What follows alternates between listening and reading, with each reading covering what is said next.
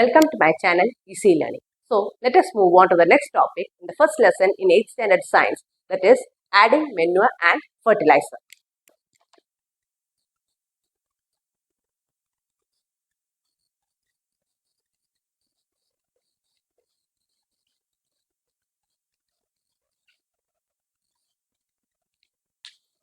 This is considered to be the third step in agricultural practices. So adding manure and fertilizer. Total 7 steps are there in the agricultural practices. So in that the third step it is adding manure and fertilizer. So the substance which are added to the soil in the form of nutrients, they are known as manure and fertilizer. The substances which are added to the soil in the form of nutrients, they are known as manure and fertilizer. So when the farmers, they grow the crop continuously in the field, then there is a chance of decrease in the nutrient level of the soil. So when there is a decrease in the level of the soil, the plants or the crops will not grow healthier. So at that time, they have to add these substances to increase the nutrient level of the soil. So let us see what is meant by manuring. So the continuous growing of the crops, it may result in the decrease in the level of nutrients. So those substances which are added to the soil to increase the level of the nutrients, they are known as, or that process it is known as manuring. So adding nutrients to the soil, that particular process it is known as manuring. So let us see what is meant by manure. Manure is an organic substance which is obtained from the decomposition of dead plants and animals. So when these dead plants and animals die, that is the farmers, they dig a pit in the field itself and then they put all the dead plants added to the soil and it will be covered by soil. After the pit is filled, then it will be covered with soil. So after 3 to 4 weeks, the action of the decomposers or by the action of the microorganism, they will be converted into manure. So here there is an activity to know that whether manure or the fertilizer will provide more nutrients for the healthy growth of the plant. So let us see the activity to know that whether manure is giving more healthier growth of the plants or fertilizer provides the healthier growth of the plants.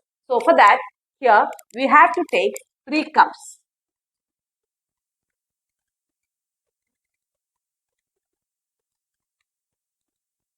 In the 3 cups, in the first cup, you will add soil plus cow dung.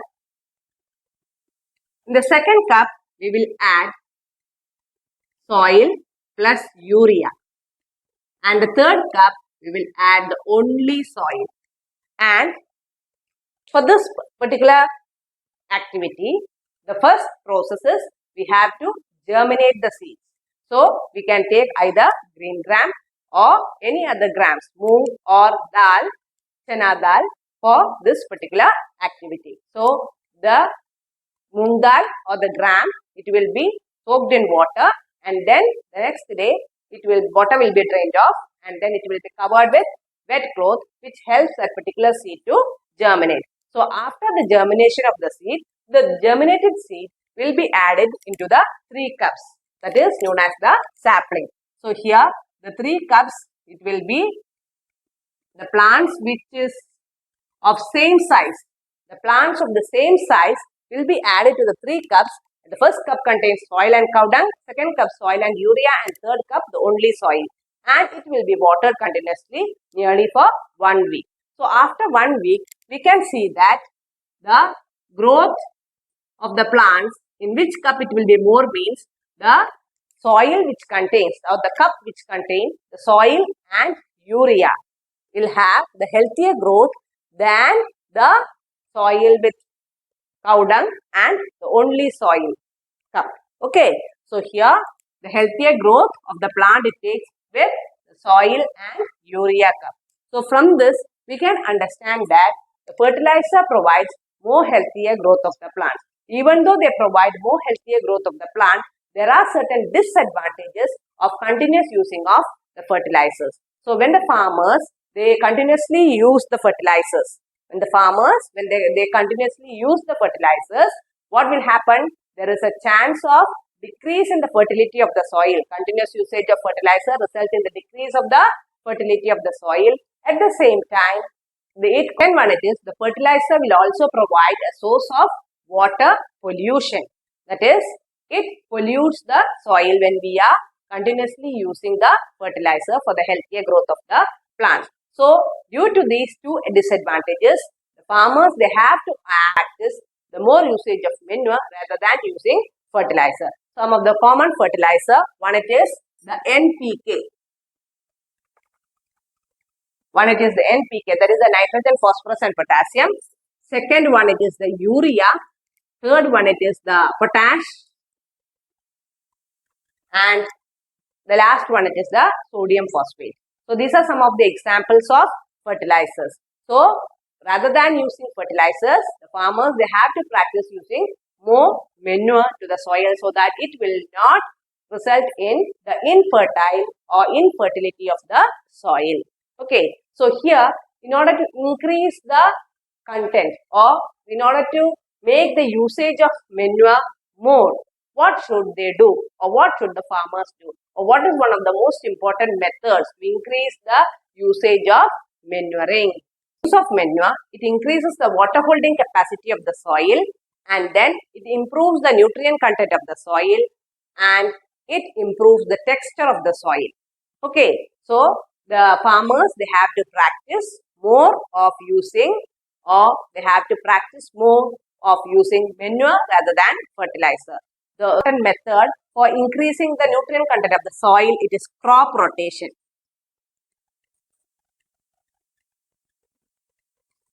It is the crop rotation. So this is one of the most important method which is considered to increase the nutrient content of the soil. So what is meant by crop rotation? So after the cultivation of one crop, we will be using another type of crop, or we will be growing another type of crop which increases the nutrient content of the soil rather than continuously growing only the cereals. So once the cultivation of the cereals is over, then the farmers have to opt the cultivation of pulses. That is, after the cereal cultivation, cereal means rice, then wheat, etc. So paddy, wheat, etc. So after the cultivation, so the whatever nutrient which is present in the soil, it will be utilized for the healthier growth of the plants. So after that, the cereal, then they have to opt to cultivate pulses, or otherwise it is known as leguminous plants. Legumes we will tell, that is gram, dal, etc. So here the pulses should be grown in the same field to replenish the nutrient content of the soil. So the legumes, why the legumes are grown in the field? Because these leguminous plants, they have got a particular type of bacteria. You know that for the healthier growth of the plant, nitrogen is very important. Nitrogen, it is available in the atmosphere in the gaseous form. So the plants, they cannot utilize the nutrient in the form of gas. So it must be converted into a usable form. So how it can be converted into a usable form? They cannot. The plants, they cannot convert the atmospheric nitrogen into the usable form. So here, that is why the farmers, they will grow pulses in the field. So when they grow pulses in the field, these plants, in their roots, they have got root nodules. Root nodules are present there in these plants, which contains a special bacteria known as rhizobium bacteria. It contains a special bacteria known as rhizobium bacteria. This term you have studied in 7th standard in the first chapter. Okay, rhizobium bacteria. So this bacteria has the capacity to fix the atmospheric nitrogen into the usable form which is needed for the healthier growth of the plants. So this is one of the most important method which the farmer should adopt to increase the nutrient content of the soil, that is crop rotation. So after the cultivation of paddy, wheat, etc., they have to grow what? They have to grow pulses in the field. So when they are growing the pulses in the field, in the root nodules of the leguminous plants, it contains a bacteria known as the rhizobium, which helps to fix the atmospheric nitrogen into the usable form for the healthier growth of the plants. Okay, so next we move on to, so let us see the main difference between fertilizer and manure. Fertilizer and manure, in two tabular columns, you can write fertilizer and manure. Manure is an organic substance.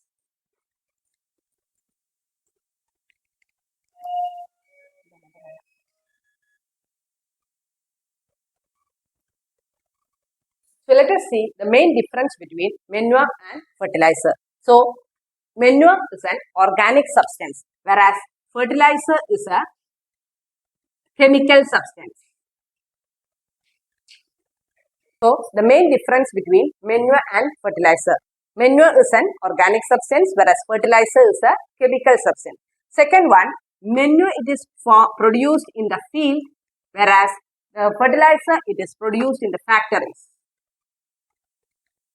Third one, manure it provides a lot of humus to the soil. It provides humus to the soil, whereas fertilizer it does not provide any humus to the soil.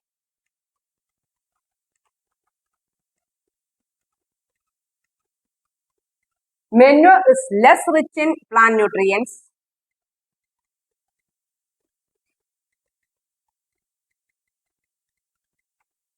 and fertilizer it is more rich in plant nutrients.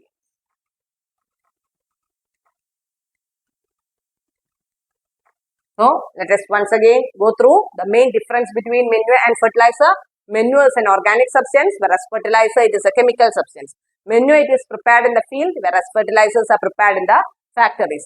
Manure it provides a lot of humus to the soil, whereas fertilizer does not provide any humus to the soil. Whereas manure is less rich in plant nutrients, whereas the fertilizers are more rich in plant nutrients. So, these are the main four differences between manure and fertilizer. Advantages of manure. So, the four main advantages of using manure is that it increases the water holding capacity of the soil, it improves the texture of the soil, it makes the soil porous for the easy exchange of gases, and the last one is it increases the number of friendly microbes. So, let's move on to the next step of agricultural practice, that is irrigation. Irrigation is also a very important step in the cultivation of the crop. Without water, no living organism can survive. All the living organisms, they need water for its survival. Just like animals, plants also, they need water. Without water, the seeds will not germinate. In dry condition, the seeds will not germinate. When it gets the favorable condition like water, warmth and nutrients, then only the seeds will germinate. So, each and every organism in the earth, they need water for its survival. So, what is meant by irrigation? The supply of water to the crops at regular intervals. It is known as irrigation. The supply of water to the crops at regular intervals, it is known as irrigation. What are the sources of irrigation for the crop? What are the main sources? What are the main sources of irrigation for the crops? The main source of irrigation, it can be well, tube well, canal, river, stream, etc. So, well, tube well, canal, river, streams, all these are some of the examples of the sources of water which is needed for the healthy growth of the plant. So, what are the main sources? Well, tube well, canal, river, streams, etc. These are the main sources of water to the crops. So, here in this particular step also, we need to study about the two main methods of irrigation. One, it is the traditional method, and the other one is the modern method. So, there are two main methods of irrigation. One, it is the traditional method of irrigation, and second one, it is the modern method of irrigation. In traditional method of irrigation, there are the four main tools or four main methods or devices which is used by the farmers for the supply of water to the crops. The first one, it is Dekli, Rahat, Mode and chain pump. So, these are the four main methods which comes under traditional ways or which comes under the traditional method for the supply of water to the crop, that is the Dekli, Rahat, Mode and chain pump. So, these are the different methods which is used by the farmers for supply of crops from rivers, canals and all to the field for the healthier growth of the plants. Second one, it is the modern method. So, in the modern method, you have to study two main methods. One, it is the sprinkler system and the second one, it is the drip system.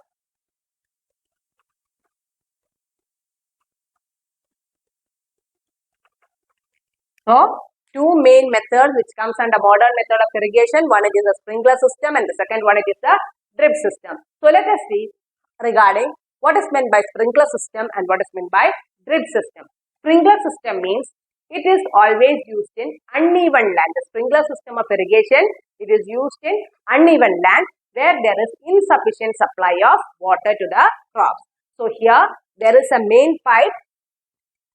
The main pipeline will be there, and this main pipeline, it will be connected to the sub pipelines.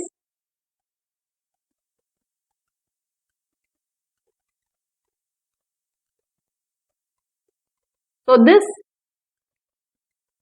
it will be connected to a perpendicular pipe. In its edge, there is a rotating nozzles.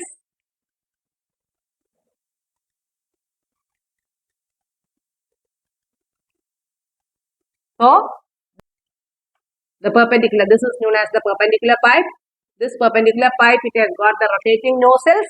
The sprinkler system, it is a modern method of irrigation practice which is opted by the farmers. And here in this system, it has got a perpendicular pipe with rotating nozzles on its end.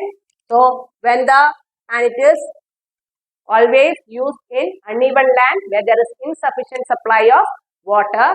So when the water is allowed to flow through the main pipeline with the help of a pump, then it passes through this perpendicular pipe and then it escapes out with the help of the rotating nozzles as if it is raining to the crop. So this method, it is always mainly used in sandy soil. Second one, it is the drip system. So the drip irrigation system, it is also a very common method which is used by the farmers. But here one of the main advantages is that the water does not get wasted as such in the case of sprinkler system. Here the water will flow as drop by drop at the position of the root. So only at the position of the root the water will be provided to the plant, and mainly this is used in garden plants, fruit plants, etc., trees, etc. So the drip system, it is more advantageous than sprinkler system because the water does not get wasted. It is considered to be the best technique of irrigation process. Why? Because the water does not get wasted as such in sprinkler system. The water falls or drop by drop at the position of the root of the plant. So mainly it is used in garden plants, fruit plants and trees, etc. So these are the two main methods, that is the modern methods which is used in the irrigation practice. One, it is the sprinkler system and the drip system. So here today I have discussed the two main steps which is involved in agricultural practice. One, it is adding manure and fertilizer. The second one, it is the irrigation system. I hope all have understood this particular two topics which I have discussed today. So remaining the first part of this chapter, it is already uploaded in my channel. The link is given in the description box. So thank you children.